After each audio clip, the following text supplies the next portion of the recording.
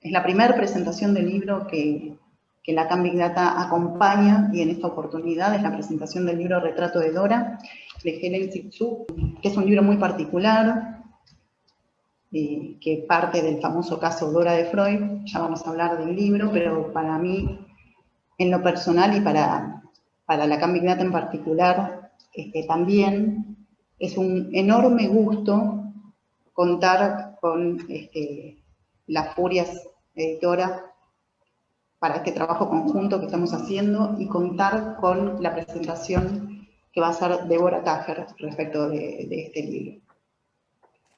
Les cuento un poquito cómo nos vamos a manejar y les cuento un poquitito para los que no saben mucho de qué estoy hablando, qué es Lacan Big Data. Lacan Big Data es un espacio bastante nuevo, ¿sí? Lo pueden encontrar en Facebook, así como lo menciono, Lacan Big Data. Por ahora estamos funcionando básicamente ahí. Es un proyecto bastante nuevo que tiene la pretensión de una transmisión generosa del psicoanálisis, ¿sí? Y eso incluye un montón de cuestiones. Tiene muchas actividades. Este año empezamos con presentación de libros y por eso estamos aquí. También tiene cursos, tiene charlas, tiene actividades gratuitas de distinta índole.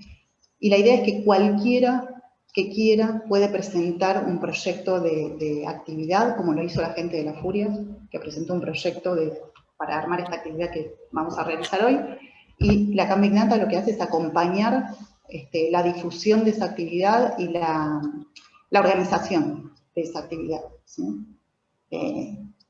Y en ese sentido ustedes van a poder ir a la página y van a poder ver que hay cosas muy diversas, ¿sí? Desde talleres de escritura, de trabajos para congresos, hasta el trabajo de presentación de libros, hasta cuestiones de revistas. Nosotros armamos publicaciones en colaboración, es decir, publicaciones abiertas donde cualquiera de ustedes puede escribir si quiere. Bueno, pueden hacer un seguimiento. Gracias, Patricia. Pueden hacer un seguimiento ahí en Lacan Big Data, la página de Facebook, porque hay mucho para contar y no quiero detenerme demasiado, pero sí les quería hacer la invitación. Y la pretensión es la de un espacio lo más tendiente a la horizontalidad posible, por eso nosotros lo que hacemos es acompañar, ¿sí? Y proponemos un encuentro, diría yo, en Lacan Big Data entre las pretensiones de quienes presenten sus proyectos y lo que nosotros podamos aportar ahí. La gente de Las Furias, tanto Nicolás Cerruti como María Magdalena, entendieron perfectamente la propuesta y se acercaron a nosotros para compartir este momento y esta presentación, que para mí es, insisto, sumamente importante, así que les agradezco un montón. Yo ahora les voy a dar la palabra a ellos y luego vamos a escuchar la presentación de Débora. Antes, lo que les quiero comentar es cómo nos vamos a manejar, porque somos más de 100 personas, así que para que sea una cosa prolija y nos podamos escuchar, vamos a hacer lo siguiente. Una vez que Débora Tajer termine su presentación, damos lugar a las preguntas y yo voy a ir organizando, digamos, quién tiene la palabra. Pero mientras sucede la presentación, ustedes pueden escribir sus nombres en el chat, aquellos que quieran hacer preguntas. No escriban las preguntas, escriban sus nombres, ¿sí? Así sabemos que quieren hacer algún comentario o que quieren hacer alguna pregunta, y cuando termina la presentación yo tomo esa lista y les voy dando la palabra uno a uno, ¿sí? Va a haber espacio para eso. Así que, si les parece, no sé si me estoy olvidando de algo, pero cualquier cosa me avisan. Le doy la voz a la gente de Las Furias, que seguro tiene cosas importantes para decirnos. Bueno, hola, buenas tardes. Mi nombre es María Magdalena, Nicolás Cerruti, somos los editores de Las Furias. En primer lugar, queremos agradecerle a Lara y a Juan de Lacan Big Data. Estamos también muy contentos nosotros por poder hacer esta actividad en conjunto.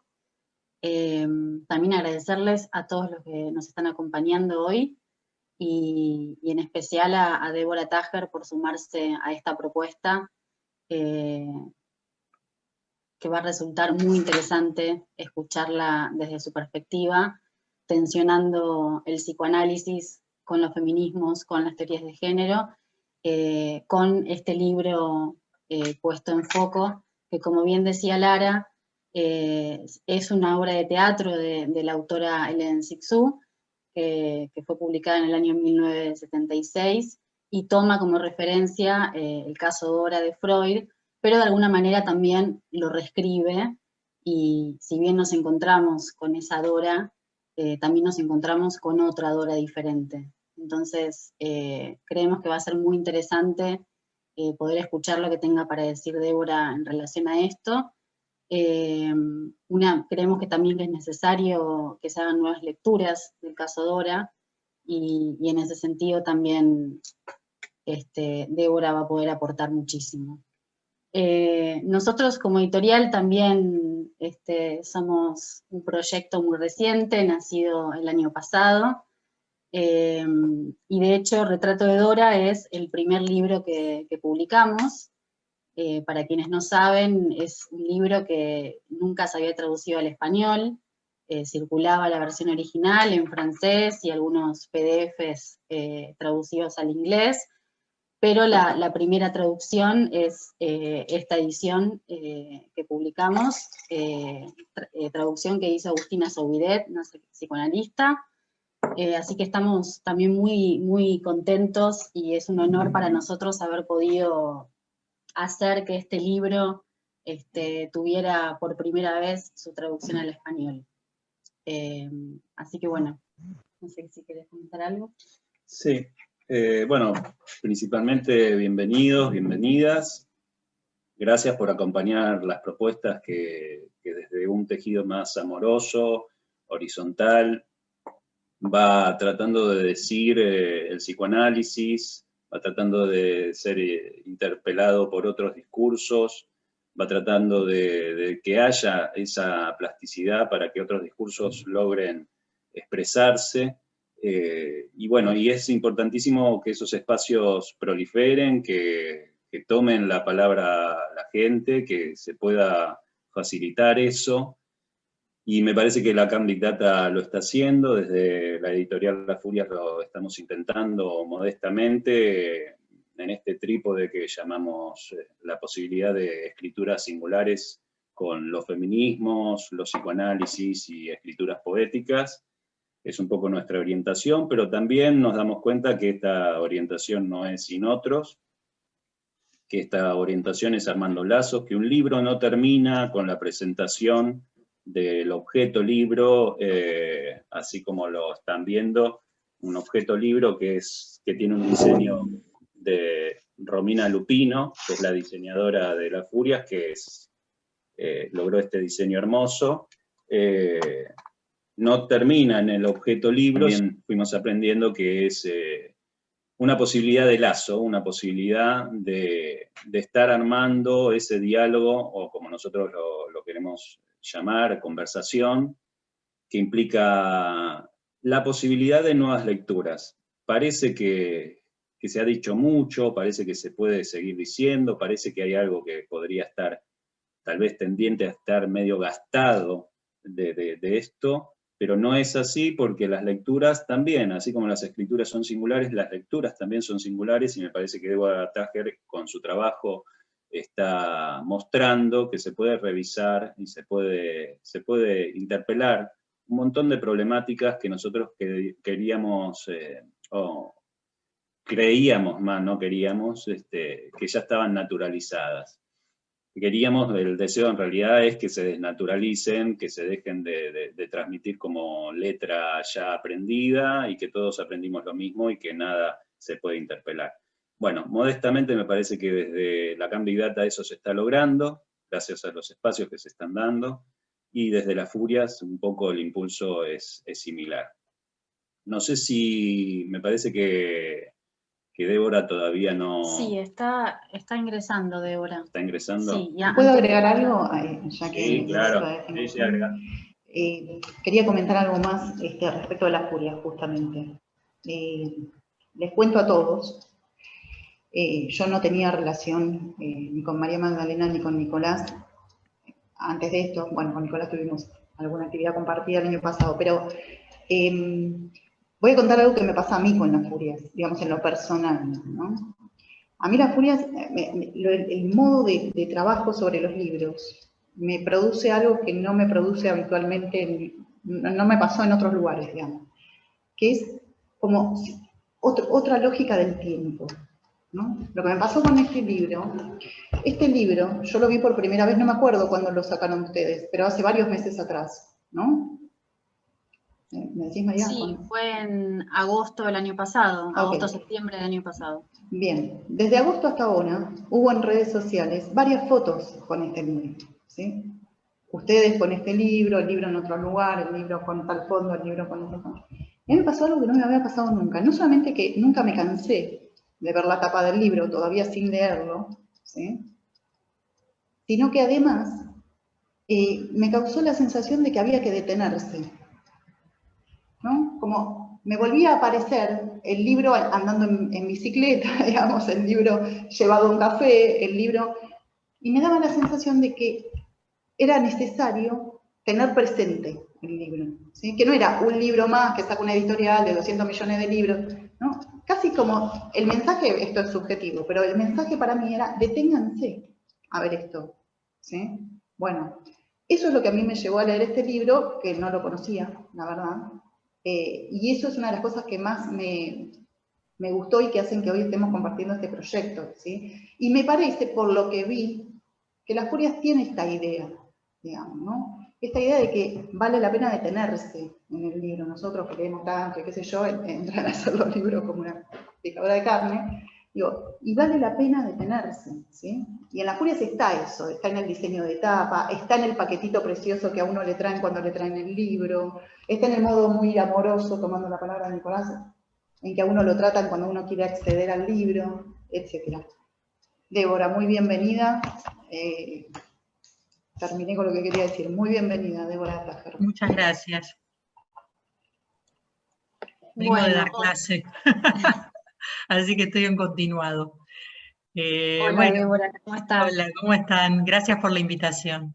No, un gusto, gracias a vos. Decíamos antes de que ingresaras que estábamos muy entusiasmados con esta actividad, muy agradecidos por tu participación y muy interesados en la lectura que puedas hacer tanto del libro como del caso Dora, etc.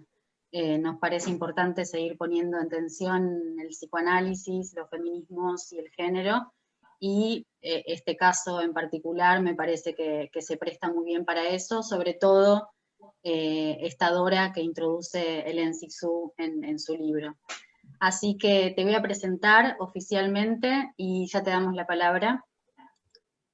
Bueno, Débora Tajer es doctora en psicología, psicoanalista, profesora titular de la Cátedra Estudios de Género en la Facultad de Psicología de la Universidad de Buenos Aires, y es autora, entre otros libros, de Psicoanálisis para Todes, publicado en el año 2020 por la editorial Topía. Bueno, Débora. Bueno, yo tengo un escrito que lo voy a estar leyendo, así que ustedes me van a ver y yo no los voy a ver un poquito, porque lo tengo ahí en pantalla, y después voy a leer algunos fragmentos que elegí del libro para decir algunas cosas, y también como vi como un poco la intención en redes, me gustaría entrar en diálogo. O sea, voy a exponer un poquito, pero también quiero entrar en diálogo sobre algunas de las cuestiones que a ustedes les interesa, que por lo menos es lo que pusieron, que es comparar las Doras, que esto sería un poco el trabajo que vamos a hacer. Podemos comparar las Doras. ¿Por qué Dora? ¿Por qué seguimos hablando de Dora? Y también un poco el feminismo, psicoanálisis, género, que me parece que es un tema que llama la atención y que a lo mejor podemos, a propósito de Dora, hablar un poquito de estas cuestiones. Así que bueno, así que yo no les voy a ver, voy a leer un poquito y después, sí, o sea, ya sé que ustedes me van a ver. Cualquier cosa me dicen, ¿sí? Bueno, es un gusto estar con ustedes acá en Lacan Big Data presentando este libro de la editora Las Furias. Voy a empezar mis agradecimientos en orden cronológico de mi relación con el texto. Primero a Agustina Saudibet, que me lo regaló y me lo acercó a mi casa. Agustina es la traductora del texto del original del francés y es una joven psicoanalista feminista con la cual tengo el gusto de intercambiar y dialogar. Ella ha asistido a mis seminarios de cómo trabajar en clínica psicoanalítica con perspectiva de género y ya tenemos un proyecto en común que es traducir al francés mi reciente libro Psicoanálisis para Todos. Luego quiero agradecer la invitación a presentar el libro de hoy por parte de María Magdalena y su compañero Nicolás Cerruti, ambos responsables de la editorial Las Furias. Tuve el gusto de conocerles en una muy interesante mesa redonda que ellos organizaron junto a Natalia Neo Poblet en el marco de un ciclo sobre diversidad, género y psicoanálisis. Me tocó una mesa con Gabriel Lombardi y Jorge Nico Reiter sobre si es heteronormativo el psicoanálisis. Y yo hubiera contestado sí y me hubiera ido, pero después estuvimos charlando un poquito y estuvo muy bueno. Y de ahí surgió un muy cálido intercambio tanto con María como con Nicolás por redes que se continúa con esta invitación. Vamos al libro. Primero a su autora. Bueno, coincido con lo que decía Lara, que es un libro hermoso, además de interesante, es lindo, es muy lindo, y hay una breve, digamos, biografía de Hélène Cixous, pero yo les quiero contar que ella es muy poco conocida en nuestro ámbito en Argentina. Y además de ser alguien que proviene del campo de las letras y ha escrito muchísimo y ha escrito obras de teatro, es una gran referente del feminismo académico francés. Y ha tenido y tiene gran impacto en la corriente del psicoanálisis de la diferencia sexual, que es una corriente que articula psicoanálisis francés de orientación lacaniana con feminismo de la diferencia, que es una de las corrientes históricas del feminismo. Es un feminismo que trabaja fuertemente la cuestión del cuerpo y el impacto de habitar un cuerpo de mujer y cuestiona las jerarquías entre varones y mujeres sin utilizar la categoría de género, que es más propia de la tradición liberal anglosajona. Allí, en este grupo, podemos ubicar también a Lucy Irigaray, Teresa de Lauretis, con un poco de esfuerzo a Julia Kristeva y, por supuesto, a Hélène Cixous. Es una tradición que Cixous comparte también con Jacques Derrida, él desde el campo de la filosofía y Cixous desde las letras, pero son intelectuales de letras, en el caso de Cixous y Derrida de la filosofía, que discuten, se meten y aportan al campo psicoanalítico.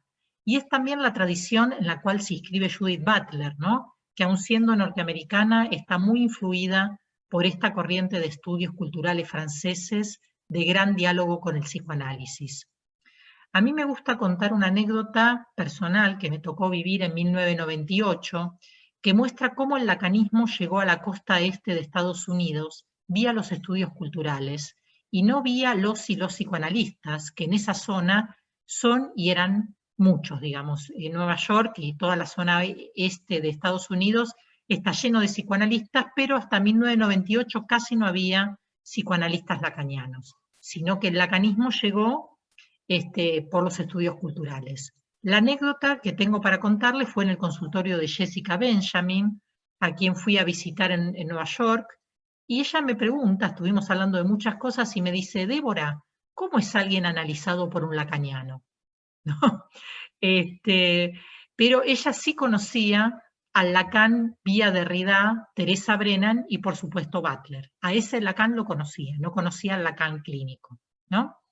Digo también para ver dónde está Cixous, ¿no? Dónde la podemos ubicar en ese sentido. Para quien no conoce a Jessica Benjamin, les cuento que es una autora muy importante del campo del psicoanálisis y los estudios de género, con 3 libros fundamentales: Los lazos del amor, Sujetos iguales, objetos de amor, y La sombra del otro. Bueno, vamos al libro, ¿no? ¿Y qué aportes hace al psicoanálisis? Retrato de Dora.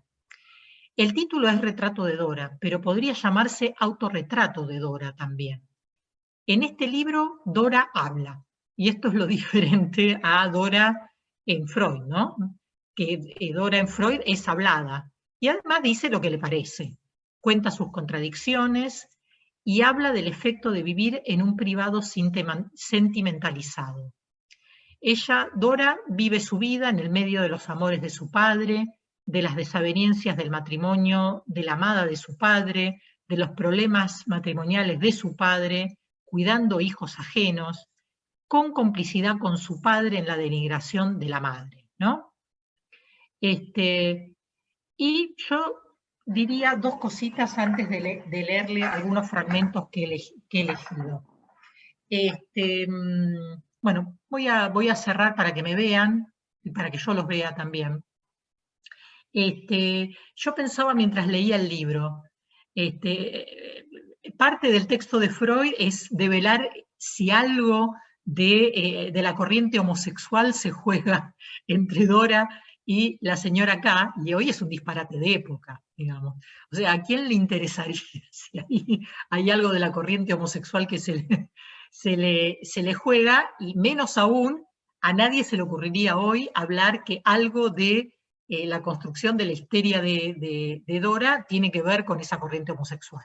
Esto primero, digamos, cuando leía el libro decía, bueno, miren, cosa que parte de la diferencia entre lo que se preguntaba Freud y lo que podemos pensarnos, porque además hay uno de los párrafos del libro donde claramente se juega el deseo homosexual de Dora por la señora K, y lo voy a leer. A ver, acá. Están la señora K, esta es una obra de teatro, ¿no? No sé si para los que no lo han leído, es una obra de teatro que se puso en escena. La señora K dice, ven aquí, cuéntame tus novedades, le dice a Dora. Dora, no tengo nada que contar, nunca tengo novedades. Háblame un poco de ti. Y Dora le dice, ¿no puede amarme un poco, un poquito, un poquitito? Pero sí, puedo amarte un poco. ¿Pero qué quiere decir eso, amar?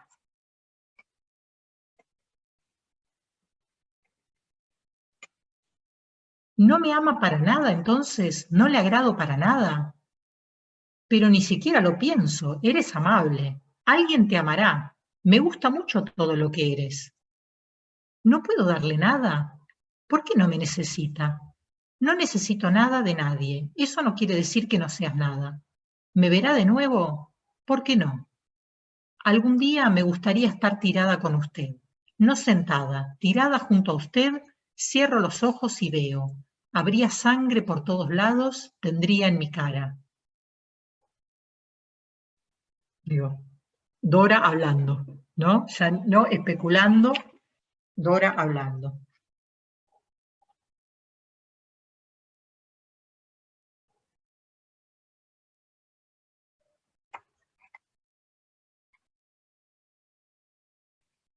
Otro párrafo que me pareció interesante y que también esto es, que muestra la diferencia entre esto es 1976, ¿verdad? Pero tenemos que pensar que es post-Mayo francés, es decir, son muchos años desde ahora, son 40 años desde ahora, pero es un momento de mucha liberalidad a nivel de lo sexual. Y además, en Francia, de mucha virulencia también del movimiento feminista de ese momento, ¿no? Ustedes piensen que en Francia es en la década del 70 que se consigue el aborto. Y está todo, digamos, está la carta de las francesas de Yo aborté, ¿no? Que es una carta muy importante donde muchas mujeres muy conocidas firman Yo aborté, hayan abortado o no, como una cuestión de avalar lo que después fue la ley Veil, que es la ley del derecho al aborto en Francia. Entonces, acá dice el señor B, o sea, el padre de Dora. Encontré una carta sobre el secretaire. El secretaire sería como un mueblecito, ¿no? Estaba en su secretaire. Decía que ya no podía soportar la vida, hablando de Dora, contándoselo a Freud, ¿no? Usted lo quiso, decía ella, despidiéndose de nosotros. Pensé que no estaba firmemente decidida a suicidarse, pero me dejó estupefacto. Unos días más tarde, después de una discusión insignificante, por primera vez tuvo un desmayo. Eso decididamente me asustó. Dora, ¿cómo que encontraron ellos esa carta? Si estaba en mi secretario bajo llave. ¿Su secretario está cerrado?, le pregunta Freud. Dora, no sé, ¿alguien más tiene las llaves? ¿Quién tiene las llaves?, pregunta Freud. ¿No? Entonces insiste el papá sobre su secretario, Era un borrador, estaba preocupado sobre todo lo que tuvo, sobre todo desde que tuvo el desmayo, ¿no? Y Freud sigue sin ningún problema de que le hayan abierto el secretario a Dora, él puede seguir sobre esto, digamos, hoy no pasaría para los derechos del adolescente, el consentimiento, digamos, pero esta Dora, la Dora del 76 lo dice, que digamos, me abrió el secretario.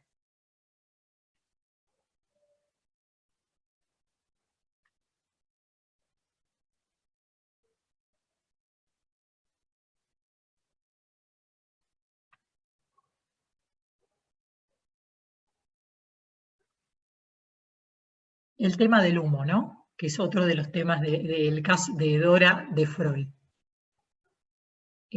Todas las mañanas al despertar percibo, hablando Dora, percibo un olor a humo. Es siempre el mismo. No abro los ojos, huelo y es él.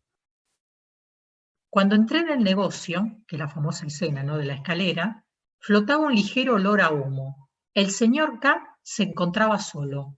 La señora K y mi madre tardaban. Se acercaba el momento de la procesión. La famosa frase de Freud, no hay humo sin fuego.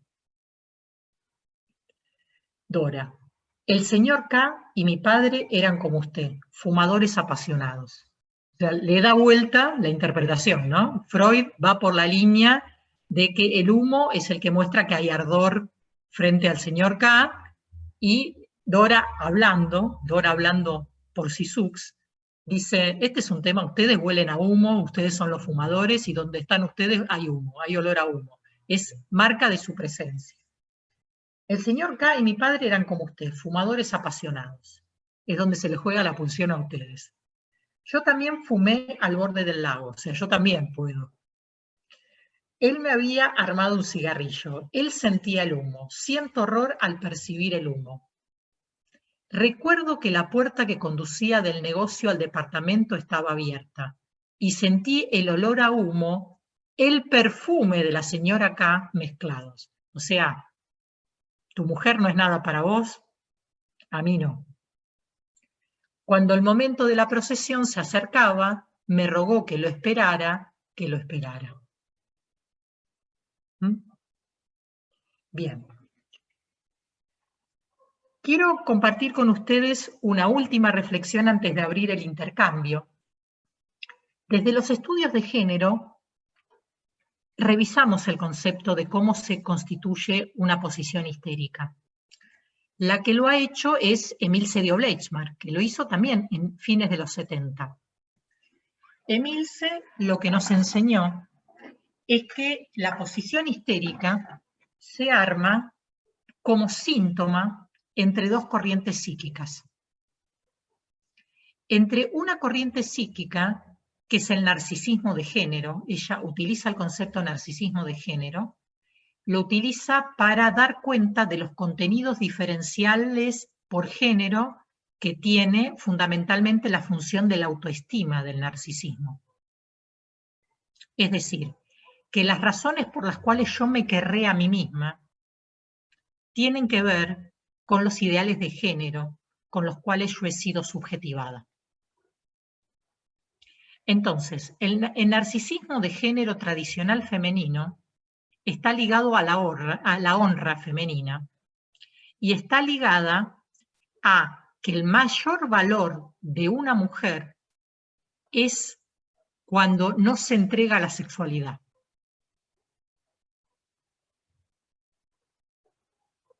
Por el otro lado está el deseo sexual, el deseo de consumar la relación sexual. Por lo tanto, dirá Emilce Diobleitschmark que quien esté en una posición histérica se sustraerá en el momento antes de la consecución, precisamente porque ese es el momento de mayor valor de la autoestima.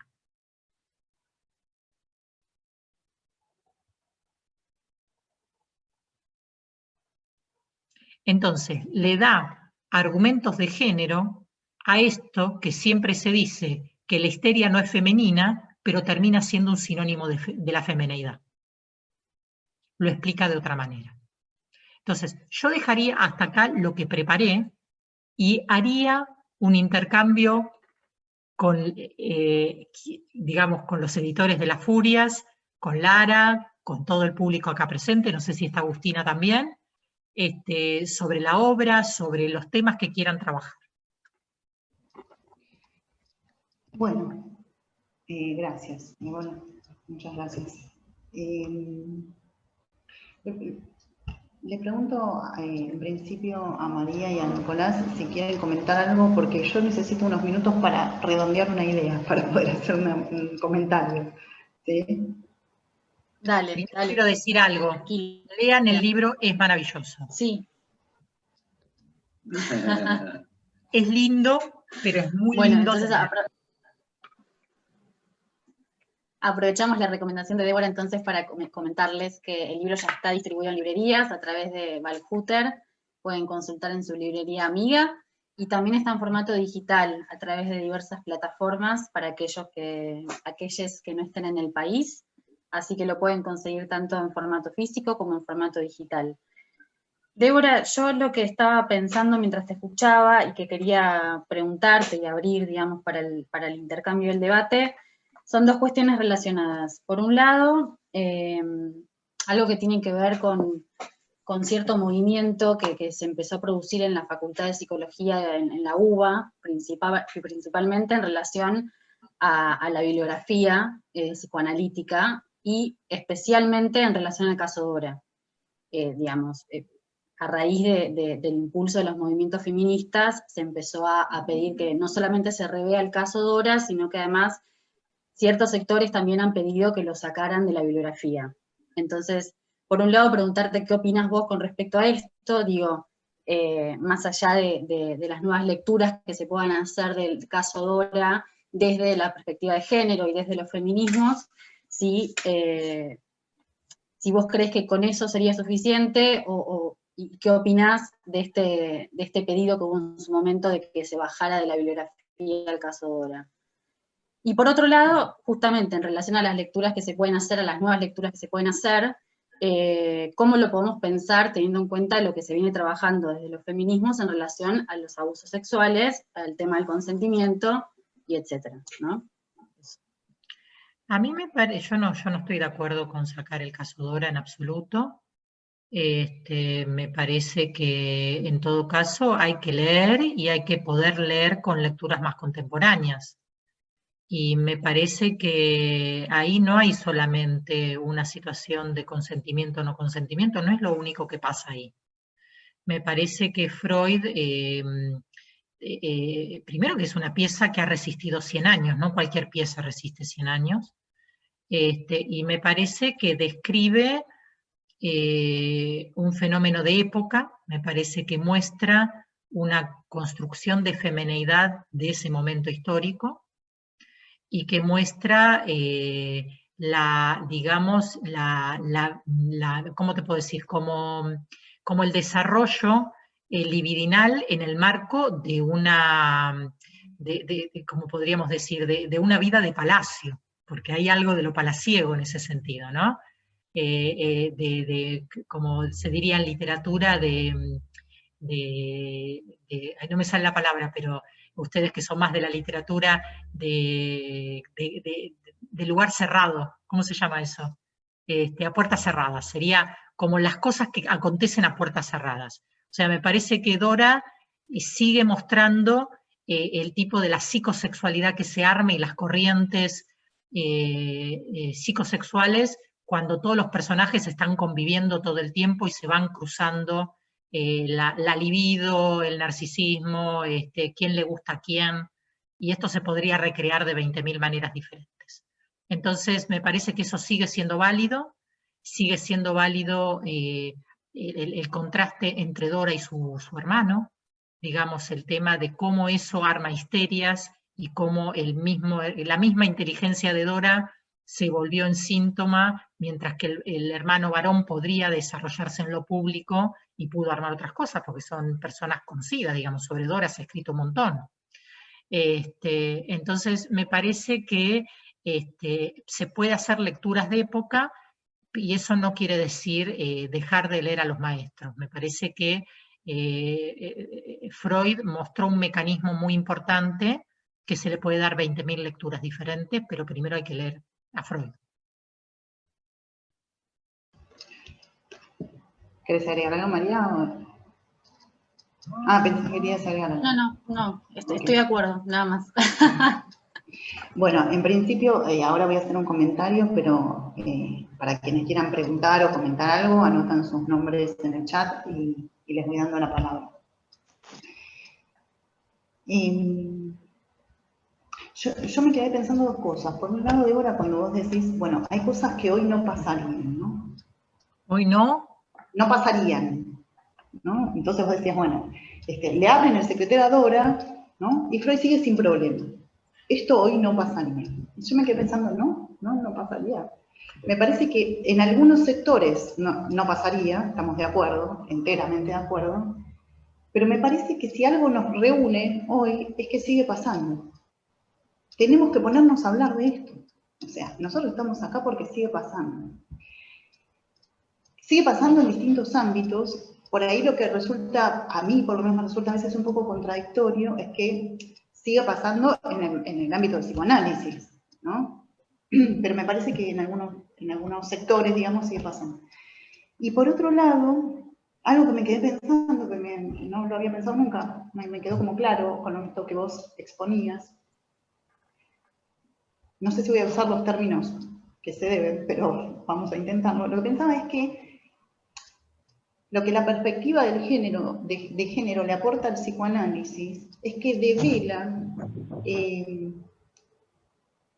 devela al patriarcado como garante del fantasma. ¿Se entendió lo que dije? Deja develado que el garante del fantasma es el patriarcado, ¿no? Esta cuestión de que no hay otro del otro, uno podría decir ojalá, porque digo, nosotros de lo que estamos charlando es que hay otro del otro. ¿Y qué es el patriarcado del otro del otro? Entonces me parece que lo que vos traes con esta nueva lectura me parece interesantísimo, ¿no? De la cuestión esta de pensar la histeria dentro de lo que es la perspectiva de género, y esto que traías del narcisismo de género. Me parece que lo que queda develado ahí, ¿sí?, es que el fantasma se soporta y se construye, ¿sí?, dentro de una lógica que en este caso, digamos, en lo que nos concierne, es patriarcal. Así es. Y que si la lógica es otra, entonces tal vez lleguemos a que no haya otro del otro. Ahora, para nosotros psicoanalistas, ¿no?, para nosotros psicoanalistas, hay un otro del otro que es el patriarcado, lo cual me parece un problema enorme y creo que es eso lo que la perspectiva de género viene a aportar, que me parece bueno, un aporte genial.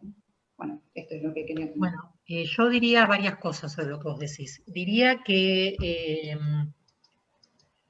en principio,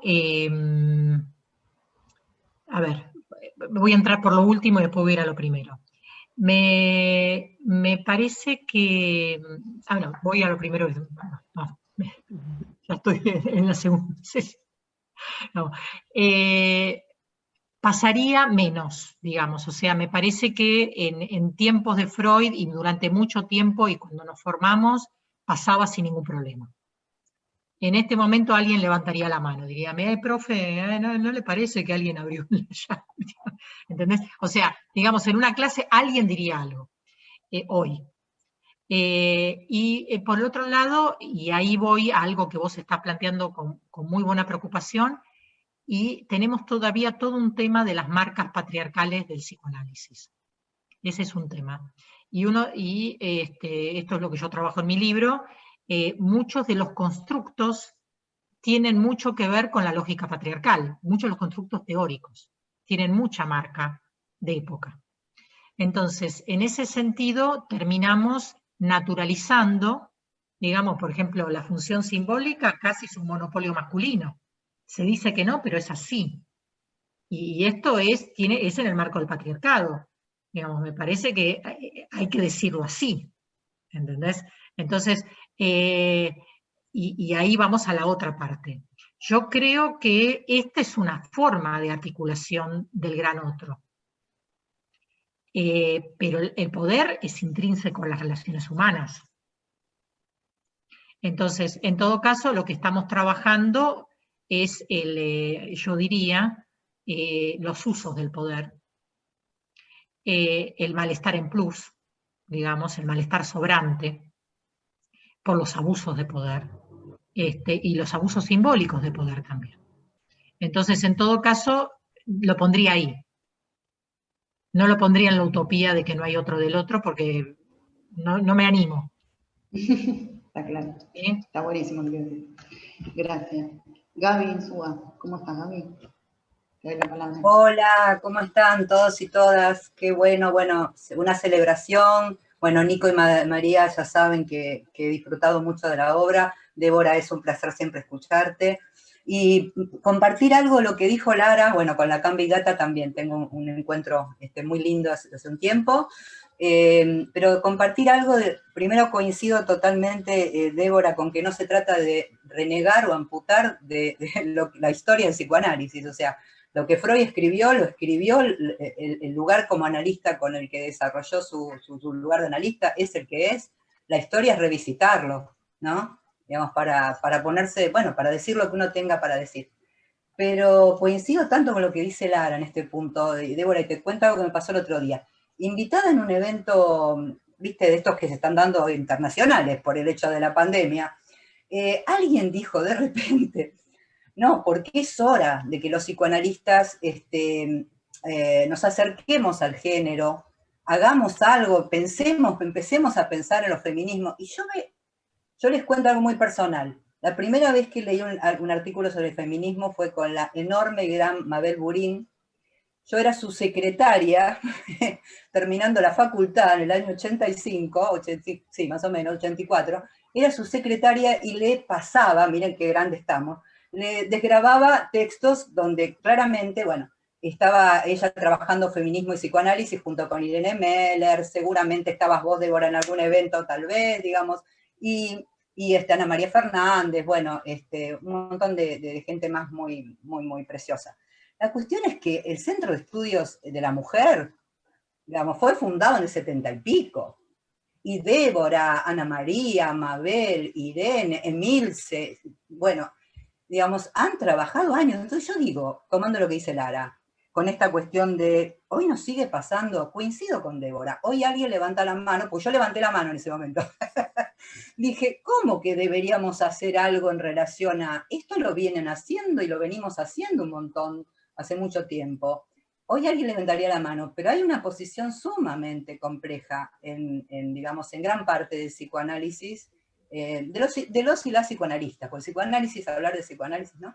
Una posición muy renegatoria, digamos, en relación a lo que, al diálogo del feminismo con el psicoanálisis hace tantos años, y también de lo que traía María, el tema del abuso, porque no podemos olvidar que Dora era una adolescente. O sea, Dora de alguna manera estaba siendo utilizada también por su padre, si adherimos a la historia que cuenta Freud, para acercarse a la señora K. Y bueno, yo que laburo mucho en el tema de abuso sexual y de niñas y adolescentes, eso también es muy renegatorio. Más de una vez nos han dicho, pero eso no es psicoanálisis. O sea, uno no puede, lo charlábamos el otro día con Nicolás, como si uno se convirtiera en especialista porque no abreva en estas cosas y se alejara del psicoanálisis. Entonces yo creo que hay una posición que es muy, tal cual lo que dijo Lara, que si estamos acá es porque realmente hay, no sé, un lugar que nos reúne y que es importante seguir viendo que todavía, digamos, sigue pasando, en menor medida, pero sigue pasando. Y una cosa sobre el libro, claro que recomendarlo, es bellísimo, pero además yo escribí por ahí cuando charlaba en las redes con las chiques, yo escribí que me parece que la Dora de Sisus, justamente lo más interesante es que no es una Dora de nadie. O sea, no es la Dora de Freud, es una Dora, digamos, que habla, como decía Débora.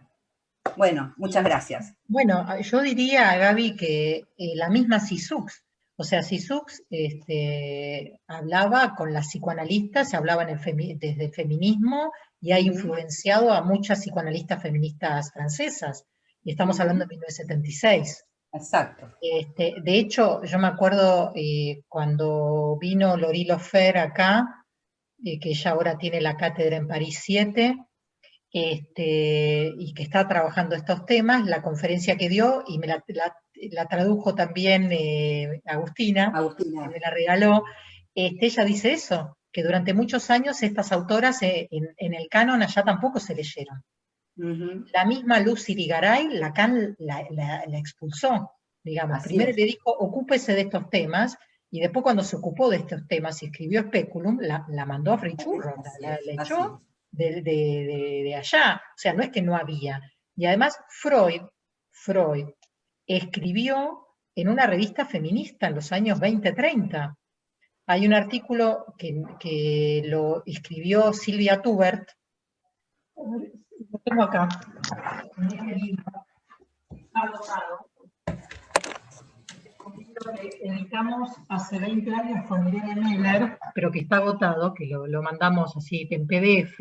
Hay un artículo de Silvia Tubert, donde ella muestra cómo Freud escribió en una revista feminista que tiene nombre alemán, que yo no lo podría pronunciar nunca, pero había una agenda en común, fundamentalmente con respecto a la salud sexual y reproductiva, porque Freud tenía, cuando él habla de las neurosis actuales, él tiene clarísimo que la práctica del coitus interruptus, que era la práctica porque el control de la natalidad es del siglo XIX. Entonces se usaban los condones que había y se usaba el coitus interruptus. Eran familias o sea, las parejas de esa época controlaban la natalidad, y él habla del efecto psíquico de este tipo de práctica. Lo que pasa es que hay que leerlo también a Freud. Si vos vas a Freud lo encontrás eso, porque él lo dice cuando habla de las neurosis actuales, ¿no? Entonces, en este sentido, me parece que hay, según que lees, vos tenés Freud para leer de todo, lo mismo que Lacan, podés decir una cosa, podés decir todo lo contrario, depende de dónde te metas. Pero digo, estos son los maestros, digamos, los maestros tienen mucho, incluso temas. Freud decía cosas que no las desarrolló porque las pensaba en ese momento y después no las siguió porque es una idea que le quedó, pero ha tenido la honestidad intelectual de ponerlo, que te permite a vos después retomarlo. Él, por ejemplo, en 1905 o 8, no me acuerdo ahora el año, cuando habla en el texto sobre la nerviosidad moderna, el tipo plantea claramente que la vida de las mujeres en el patriarcado genera las neurosis femeninas. Lo dice con todas las letras. Bueno, entonces, en este sentido me parece que se puede leer, lo podemos leer desde ahora sin forzar los textos inclusive, ¿no? Y por otro lado, me parece que siempre en la historia del psicoanálisis hubo dos corrientes. Una corriente más de lo intrapsíquico, ¿no? Que puede haber sido psicogenética, estructuralista, lo que quieras, y otra corriente más culturalista, ya desde el mismo comienzo, que pensaba que los estudios culturales y sociales podían dar algo sobre la clínica, y podían ayudar a la clínica. Y yo creo que la línea de psicoanálisis y género se inscribe en el culturalismo, ¿no? Entonces, esto por un lado. Por otro lado, en el libro mío, en el nuevo, tengo el anteúltimo capítulo, se llama Con el psicoanálisis solo no se puede y con el psicoanálisis solo no alcanza y con el psicoanálisis solo no se puede, una cosa así. Ni yo me acuerdo la frase. Pero lo que quiero decir es que no podés explicar, no podés hacer exégesis de Lacan para explicar todo, porque las relaciones de género mientras vivía Lacan son diferentes a las actuales. No le tocó los problemas que tenemos nosotros. Entonces no podés hacer una revisión de exégesis para ver si lo dijo como me enseñaban a mí en el colegio secundario con la Biblia. ¿Viste? A ver si los problemas actuales, si los aviones estaban descritos en la Biblia, ¿viste? No estaban descritos en la Biblia. Si se podía viajar el sábado en avión, ¿viste? No está en la Biblia eso tenés que crearlo vos. Bueno, esto es lo mismo. Hay que crear con las categorías actuales, con los desarrollos de las ciencias sociales actuales, ¿no? Ahora, Débora, perdóname, déjame terminar la idea, Y también hay una tentación de que la historia empieza cuando yo llego. Entonces, si yo no me enteré que había género, entonces no había. Eso es una tentación, pero Narciso siempre tiene la tentación de que todo empieza cuando llega. ¿Viste? Ahora llegué yo. No, te ¿Te decía das cuenta? si soy, Entonces hay que hacer esto. te decía si soy muy utópica de pensar que en algún momento tal vez se pueda encontrar un cruce entre el psicoanálisis más culturalista y el psicoanálisis que también indaga en lo intrapsíquico. Es muy utópico. No, primero, a ver, pará, acá. Con el psicoanálisis solo no alcanza, pero sin el psicoanálisis no se puede. Capítulo 9. Gracias. Primero, es como, viste, es la utopía de que ¿a quién querés más, a tu mamá o a tu papá? Sí, Vas sí. a tener que bancarte que tu mamá y tu papá son diferentes. Mm. Entonces, en todo caso, vos podés leer a los intrapsíquicos y a los culturalistas y hacer tu síntesis. Ellos, si no quieren, no se reúnen. Digamos que vamos por ahí. Vamos por hacer la Yo iría síntesis. por ahí. Y Soportar que los padres se separaron, ¿viste? Y podés vivir igual. Quería tomar algo que dijo Débora, me quedé pensando, que coincido, ¿no? Débora dice que en realidad, de alguna manera, Freud dijo todo, uno puede encontrar todo en Freud o puede encontrar todo en Lacan, según qué cosa lea, digamos, ¿no? Estoy de acuerdo. Solo me quedé pensando una cosita, que es, según qué cosa lea o según desde dónde lea, ¿no? Porque me parece que, un poco retomando lo que contaba, lo que decía Nicolás al comienzo, cuando hacíamos la presentación del espacio, voy a decir una vulgaridad. ¿Puedo decir una vulgaridad siendo psicoanalista? ¿Está permitido? Viernes a la noche. Me parece que, no, digo, no es lo mismo leer desde el amor, ¿sí?, que leer desde otro lugar. Entonces, digo, me parece que depende desde dónde se lee, ¿sí? En Freud uno puede encontrar lo mejor y lo peor, digo entre comillas, según desde donde lea, en Lacan lo mismo, bueno, y en todos los autores. Y creo que la perspectiva de género aporta mucho de hacer una lectura desde un lugar amoroso, digamos. Y a mí eso me pareció un enormísimo valor en el momento y en la cultura en la que nosotros vivimos, digamos, ¿no? Eso es. Bueno, sí, porque parte de lo que plantea el género en psicoanálisis es la importancia del semejante, del enlace al otro. Entonces esto es una dimensión amorosa en una cultura donde eso es parte de lo que se está quebrando. Entonces me parece que apuntar a los lazos es muy importante y yo diría que es un amor con los ojos abiertos. Me gustó esa frase. Sí. Una cosita. Hay un comentario de Silvia Beatriz Alonso, pero antes quería como rescatar una particularidad del texto. Me parece que trasciende también a las distintas disciplinas. Lo que hace muy bien Hélène, que me parece, para mí por lo menos funcionó como un hallazgo, además de la superposición de escenas, dado que es una obra de teatro y uno puede como elegir qué escena incluir en la lectura y qué escena no, ella misma lo aclara. La cuestión que lo había destacado mucho en la presentación, en la primera presentación, Walter Romero, que hay una pluralidad de voces, ¿no? Y esa pluralidad de voces rescata la voz de Dora, pero también rescata la voz del sueño, rescata otras voces de Freud, las voces interpeladas, silenciosas. O sea, no está solo la voz de Dora, están las voces que se van entretejiendo y que se van diciendo. Y esa pluralidad de que haya voces, y no un dice Dora, dice Freud, dice Dora, dice Freud. Desde que escribe Freud, por ejemplo, lo que dice Dora. Me parece que él lo que ahí propone es algo que es muy, muy interesante, porque hay voces, y desde la posibilidad de que haya voces, ya nos queda más corto la idea de cuál es la que destacamos, porque esas voces se traman. Entonces, si hay una trama, no tengo por qué, no hay necesidad, no hay ningún valor en agarrarse de una voz como para priorizar alguna cosa. En este caso, la voz de Dora por ahí está priorizada, porque hay un entramado de voces que hacen a su problemática y no puede decir ella sin que los otros también digan. Entonces me parece que eso también es aplicable al psicoanálisis. En el psicoanálisis también hay una trama de voces, y si cada voz se alza para decir lo suyo, no puede desconocer que hay otras voces también pronunciando sus saberes, sus opiniones, y que es gracias a esa trama que las voces pueden decirse. Me parece que en eso tiene un valor increíble en el EN. Y ahí sí voy al comentario de Silvia Beatriz Alonso, que si querés, Silvia, tomar la palabra como para... Un segundito que quisiera resonar sobre esto y ahora le damos el lugar a Silvia. Yo diría, lo dividiría como en dos tiempos o en dos secuencias, esto que está señalando. Primero me parece importante que Dora habla,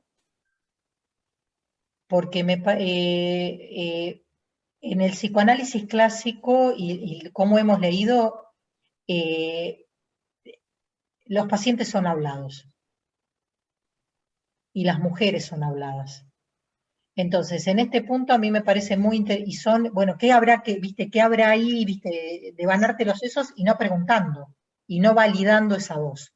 Entonces, diría que ahí lo primero, me parece importante que esta Dora habla y dice de todo.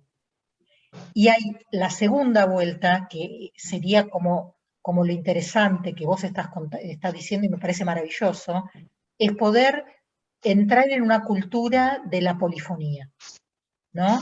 De las diversas voces y los valores de las diversas voces. Pero me parece que es un segundo tiempo después de que el subalterno hable. ¿Viste?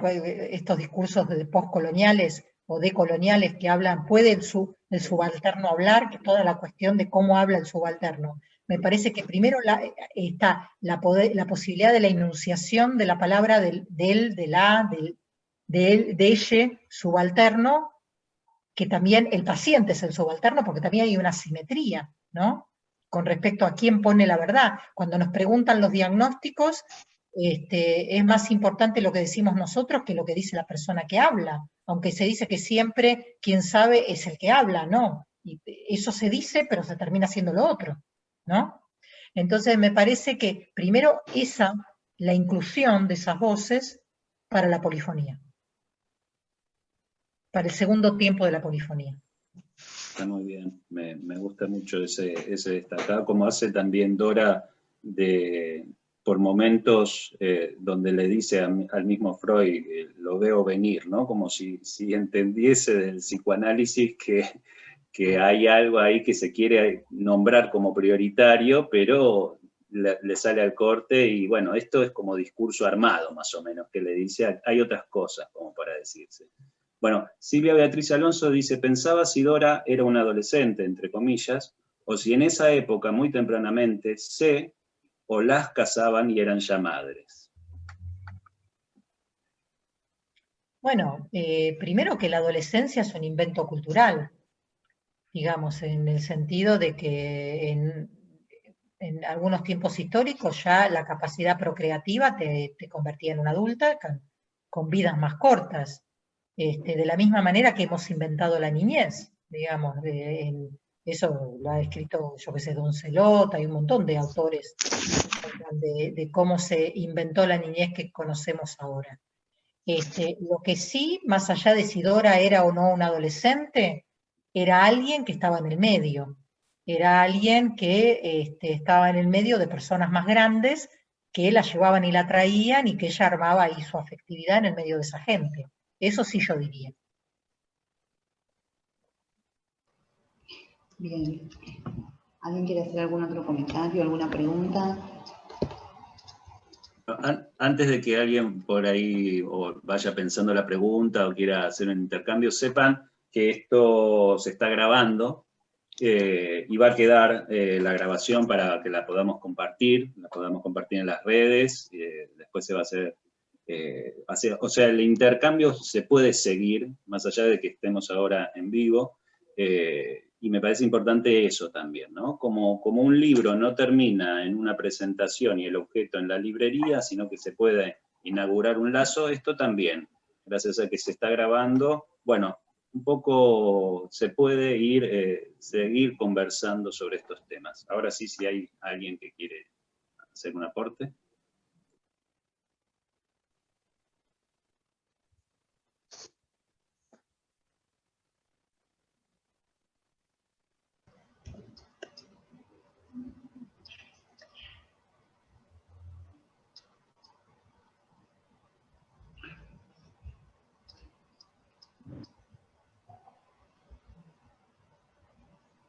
Yo quiero hacer una pregunta, Débora, te hago una pregunta respecto de algo que dijiste recién, cuando hablábamos de la adolescencia, ¿no? Y vos dijiste, bueno, la adolescencia en realidad es una categoría cultural, pero lo que sí ubicas respecto de Dora es esto de estar en el medio, ¿no?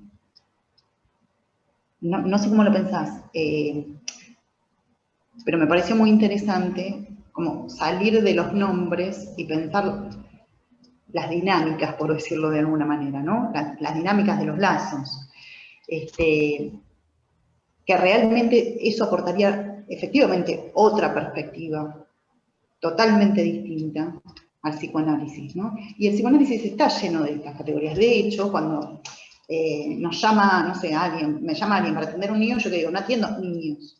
¿No? Digo, estamos llenos de esas categorías, ¿verdad? Pero es otra lógica totalmente distinta si nosotros pensamos en esa dinámica en donde, por ejemplo, ella está en el medio y hay todo un padecimiento en principio por estar ahí, ¿no? Y sí, y creo que en ese sentido hay una desigualación de gente que maneja la vida y gente que tiene que estar arrastrada por su edad, sea la edad que tenga, ¿no? Y con respecto al tema niños, bueno, los niños sabemos que Freud en un momento decía que no eran analizables. En realidad no eran analizables con la técnica que él tenía hasta ese momento. Lo que sí hay una especificidad de quienes trabajan en niñez es que tienen que trabajar de manera diferente con adultos, o sea, tienen que saber hacer de esa manera, entender los modos de asociación en la niñez. Entonces ahí sí tenés que tener una formación en ese punto, y lo que da es la simetría, digamos. La niñez fundamentalmente está descrita por la simetría en este sentido, ¿no? Es un tiempo de, digamos, de formación, es un tiempo de constitución del psiquismo, y donde hay una simetría muy grande con los grandes, que eso es lo más importante, y por lo tanto hay un deber ético de no implantar cierto tipo, fundamentalmente la sexualidad en plus, de los adultos hacia los niños, ni una imposición más allá del bienestar de ellos, digamos, hay todo, pero eso también es una idea que tenemos ahora, digamos, donde los niños tienen derechos. Entonces también somos sujetos de nuestra cultura en ese punto. Yo ahí pienso que es parte donde, en muchas cosas pienso que la humanidad está peor, pero en eso yo creo que ahí me gusta, es la parte de la humanidad donde me gusta más mi tiempo, ¿no? Acá Inés Galeto pregunta, ¿cómo pensar la feminidad más allá de la significación fálica? ¿Cómo pienso la femineidad más allá de la significación fálica?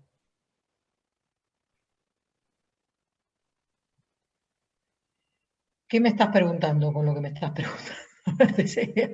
Inés, si querés te Abrí puedo un poco más la pregunta. ¿Qué me acá, estás diciendo? Inés, activa tu micrófono. Sí, ¿qué tal, Débora? No, lo pensaba desde los conceptos que uno ha escuchado en tantos cursos, congresos, esto de que la mujer como mujer no existe desde la posición histérica, ¿no? Desde cómo pensar esto, porque bueno, el falo de alguna manera es como lo estructurante, ¿no? Cómo pensar lo femenino desde este discurso psicoanalítico, a eso me refiero. A ver, nada existe, no es que solo la mujer no existe. Entonces, me parece que, digo, yo lo que diría es que muchas de las cuestiones de cómo se han definido lo masculino y lo femenino se han definido desde la hegemonía de la posición fálica. Entonces yo diría que en todo caso, a ver,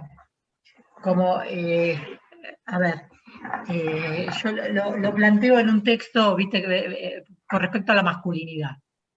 ¿Qué quiere un hombre? ¿Viste? La pregunta es ¿qué quiere una mujer? Y se supone que las mujeres nos preguntamos lo mismo. Yo qué sé. Yo lo que no diría que no es válido. Yo creo que lo que hay que desarmar es el tema de la hegemonía. Y el tema de que lo mismo que nos preguntamos con respecto a las mujeres hay que preguntarse con respecto a los varones. Lo mismo que yo diría con respecto, ¿cómo se arma una homosexualidad? Yo me preguntaría cómo se arma una heterosexualidad. ¿Cómo se arma una niñez trans? Preguntémonos cómo se arma una cis. ¿Entendés? O sea, a mí me parece que esto que sabemos, pero preguntemos todo. Salgámonos de la lógica de que hay cosas que ya están dichas, que desde la hegemonía no se cuestiona o no se pregunta. Entonces yo diría, ¿cómo se arma, por ejemplo, una masculinidad en relación con ser el género hegemónico? Eso es una pregunta también. Sí, totalmente, sí, sí. Entonces digo, Y no diría que son inválidas, diría que hay que reformular algunas cuestiones para preguntarnos eso mismo de otra manera. bien. Gracias, Inés. Le damos el lugar a Patricia. Patricia dice, recuerdo en una clase en la que había hecho la pregunta sobre el deseo. ¿Hasta qué punto era propio o era construcción de lo aprendido? Los mitos de mujer, madre, etcétera. Lo que pasa es que lo aprendido es propio. O sea, yo creo que no hay una disyunción entre eso. Somos, digamos, desde la teoría que tengas de cómo se constituye el psiquismo, siempre es cultural. Porque si yo digo que yo estoy bañada por el lenguaje tiene relaciones de poder y tiene relaciones de género. Entonces a mí me va, lo lenguajero, digamos, entra ya con sus relaciones de poder y con sus ideales. Entonces no hay afuera y adentro en ese sentido. Bien. Karina. Hola, no me queda claro si el libro es ficción o si es una obra de teatro escrita por Dora. Ah, eso lo tienen que decir. Me parece que eso que no queda claro es buenísimo, que no quede claro si el libro es ficción, y me parece genial la idea de si es una obra de teatro escrita por Dora. Me encantaría que eso sea entendido así.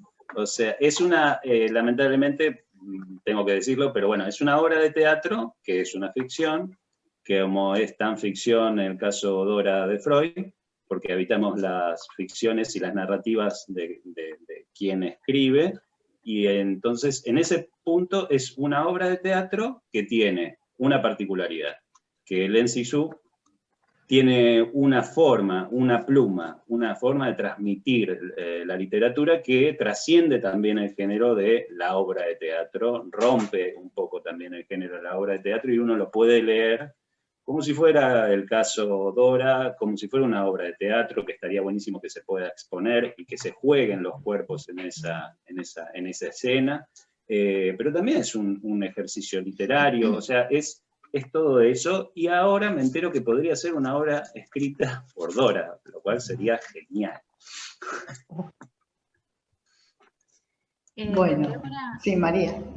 Sí, quería retomar un poco esta pregunta que hicieron en relación a si Dora era o no una adolescente, que como vos bien decías, Débora no deja de ser una categoría, al igual que la niñez inventada, pero me parece que lo importante o donde habría que hacer foco no es tanto en eso, sino en, recordaba justamente la famosa frase de Freud en el Historial, cuando dice, palabras más, palabras menos, no dudaría en denominar histérico, histérica a cualquier persona que en lugar de sentir excitación sexual, siente asco.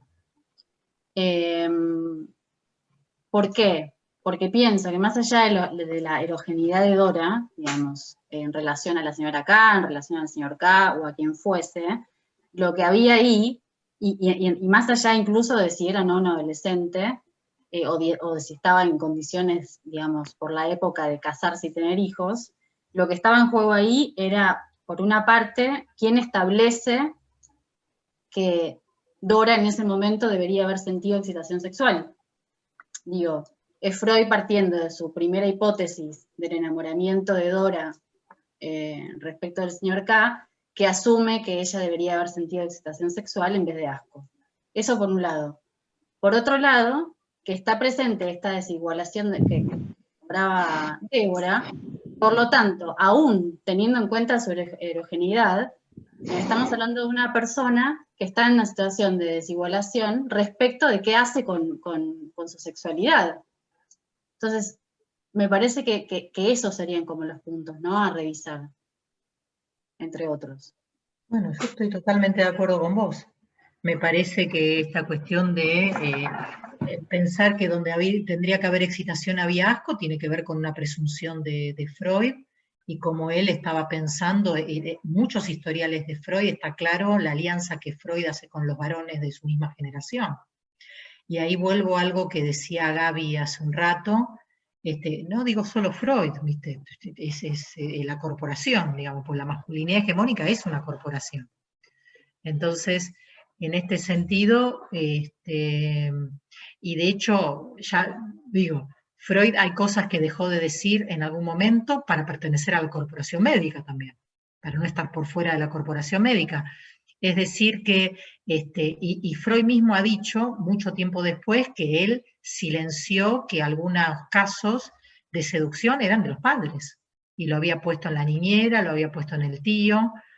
Y además hay un texto muy lindo de Juan Carlos Volnovich, en el libro de Psicoanálisis y Género que compiló Irene Meller en el 2017, donde él trabaja el tema de la teoría de la seducción y cuando Freud deja de creerle a las histéricas, y el peso que ha tenido dejar de pensar los hechos reales. La ganancia fue, digamos, todo el tema de la realidad psíquica, que eso es una ganancia teórica impresionante.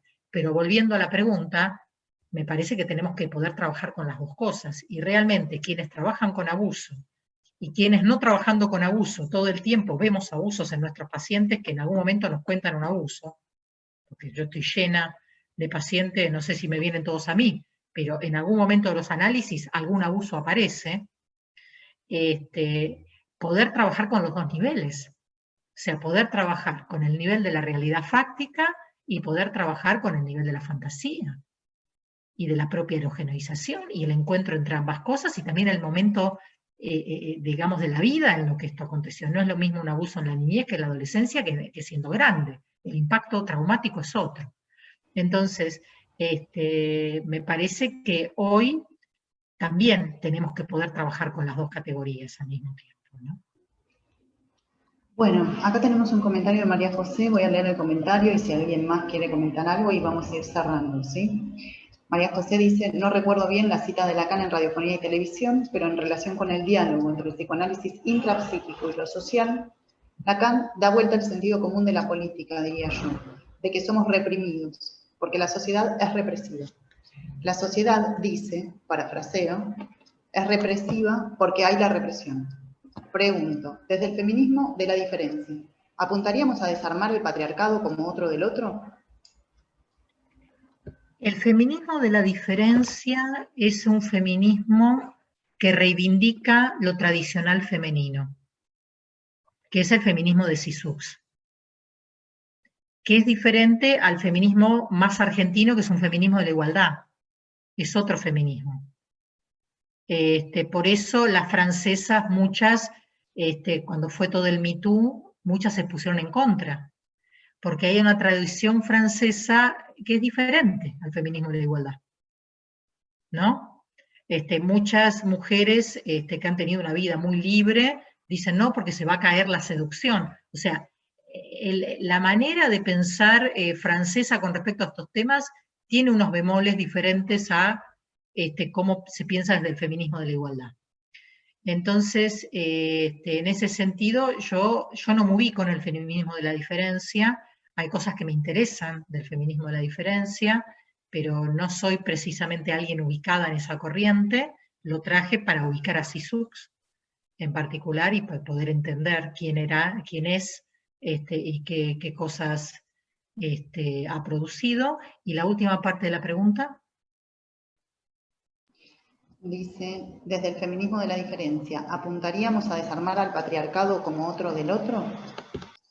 Es la contestación que le di a Lara. El feminismo de la diferencia no apuntaría jamás a eso, el feminismo de la diferencia no, porque el feminismo de la diferencia no habla de la igualdad entre varones y mujeres, sino de lo que habla es que las mujeres son de una manera, los varones son de otra manera, lo que no tiene que haber es jerarquía.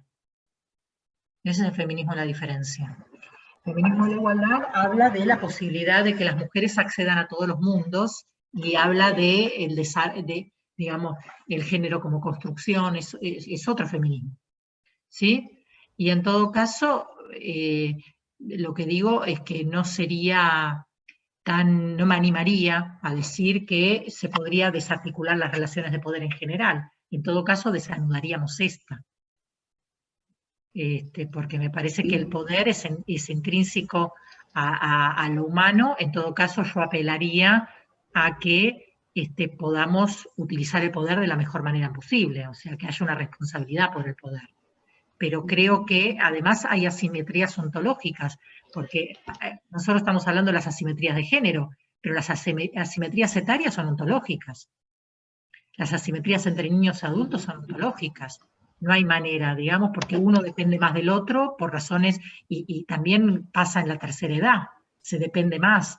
Entonces hay algo de la vulnerabilidad humana que en algunos momentos de la vida, esto no lo podés deconstruir, lo podés manejar mejor, digamos. Hay maneras democráticas y maneras más autoritarias de esto, ¿no? O maneras más abusivas. Bueno, vamos cerrando, ¿sí? Laila, ¿querés decir algo? Podés abrir tu micrófono y comentar.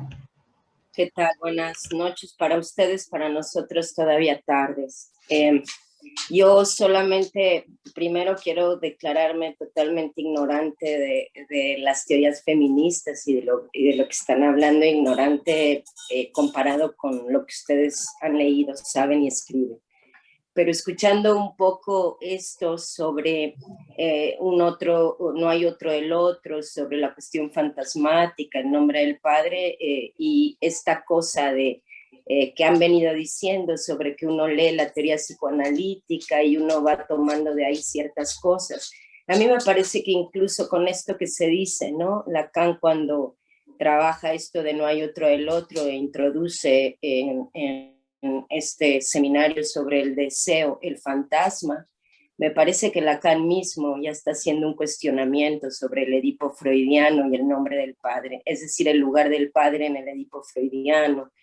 Y al plantear el fantasma, me parece que ya él mismo está haciendo ese cuestionamiento. Ya luego en el 23 hablaremos del Santón, y ahí se desarticula un poco más, ¿no? Este lugar que le da a lo simbólico y en ese momento al nombre del padre. Me parece que bueno, que ahí el mismo Lacan ya está cuestionando a ese padre ideal freudiano, ¿no? O al que plantea en estos historiales, como el caso de Dora.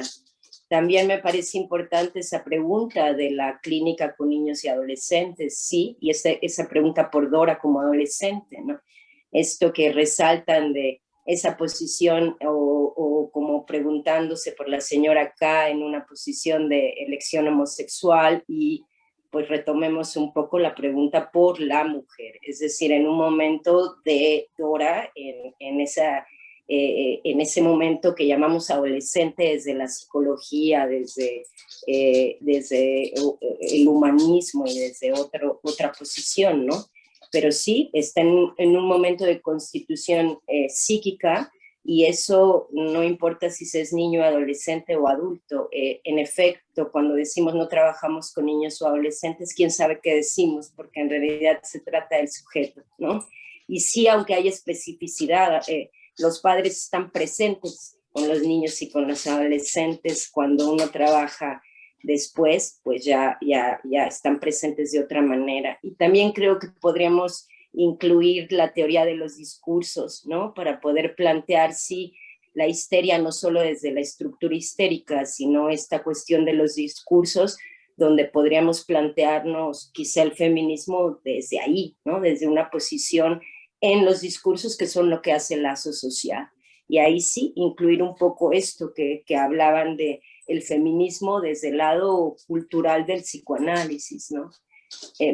Eso era lo único que quería yo decir. Pero acá hay un tema que es el siguiente, porque esto que vos decís, lo último voy a tomar, es una de las maneras en que algún lacanismo ha tomado al feminismo, ¿no? Como discurso de época.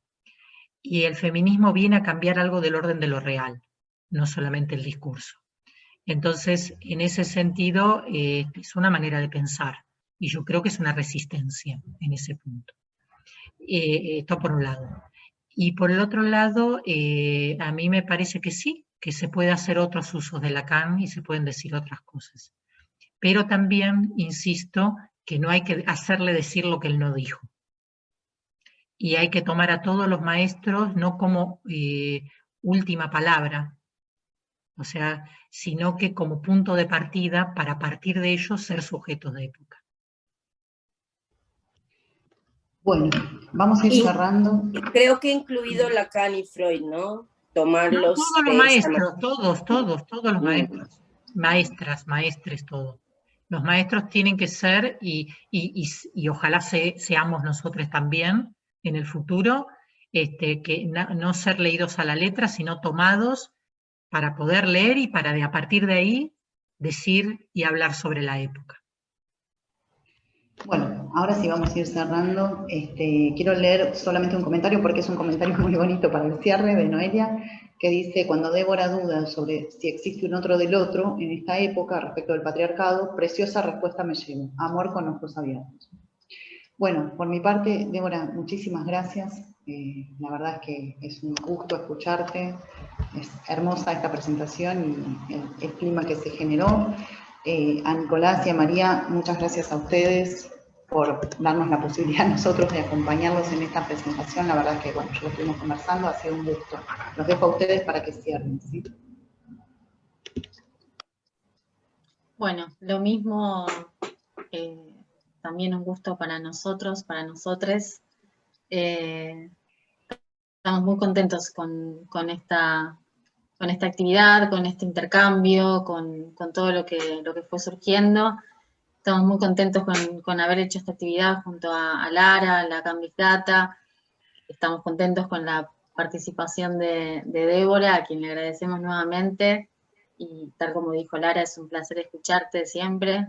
Así que, bueno, gracias. Bueno, gracias a ustedes por la invitación.